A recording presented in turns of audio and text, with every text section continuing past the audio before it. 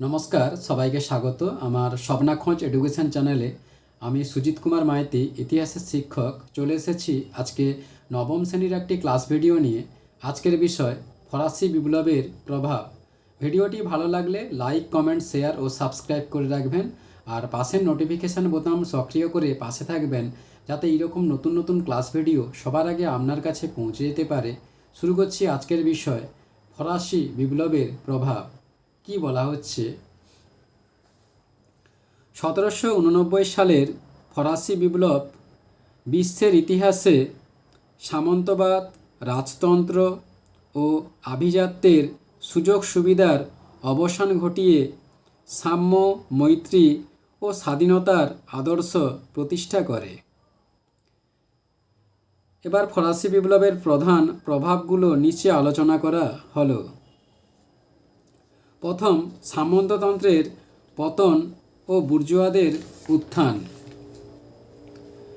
বিপ্লবের ফলে ফ্রান্সে দীর্ঘদিনের সামন্ততান্ত্রিক ব্যবস্থা, কৃষক ও সাধারণ মানুষের উপর করের বোঝা এবং আভিজাত্যের বিশেষ অধিকার বিলুপ্ত হয় 1789 খ্রিস্টাব্দের 26শে আগস্টে। এর ফলে বুর্জোয়া বা মধ্যবিত্ত শ্রেণীর রাজনৈতিক ক্ষমতা বৃদ্ধি পায়। এরপর গণতন্ত্র ও সংবিধানের প্রতিষ্ঠা। নিরঙ্কুশ রাজতন্ত্রের অবসান ঘটে এবং সংবিধানের অধীনে জনগণের শাসন বা সাংবিধানিক প্রজাতন্ত্র প্রতিষ্ঠিত হয় 1791 খ্রিস্টাব্দে। এবার নাগরিক অধিকারের ঘোষণা।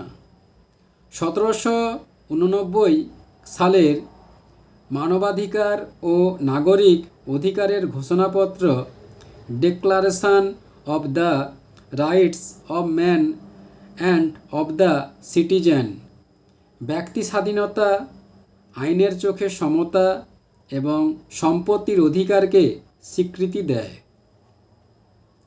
এরপর জাতীয়তাবাদের বিকাশ। বিপ্লব ফরাসিদের মধ্যে জাতীয়তাবোধ জাগ্রত করে। এটি ইউরোপের অন্যান্য দেশেও রাজতন্ত্রের বিরুদ্ধে জাতীয়তাবাদী আন্দোলন ছড়িয়ে দেয়। এরপর নারীদের ভূমিকা ও অধিকার। বিপ্লবকালীন সময়ে নারীরা সক্রিয় অংশগ্রহণ করে এবং তাদের রাজনৈতিক ক্লাব ও সংবাদপত্র তৈরি করে সম অধিকারের দাবি জানায়।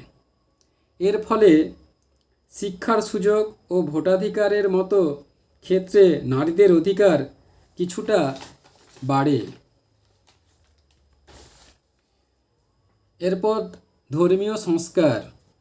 চার্চের ক্ষমতা হ্রাস করা হয় এবং গির্জার সম্পত্তি রাষ্ট্রীয়করণ করা হয়, যা একটি ধর্মনিরপেক্ষ সমাজ গঠনের ভিত্তি স্থাপন করে। এরপর মূল্যায়ন।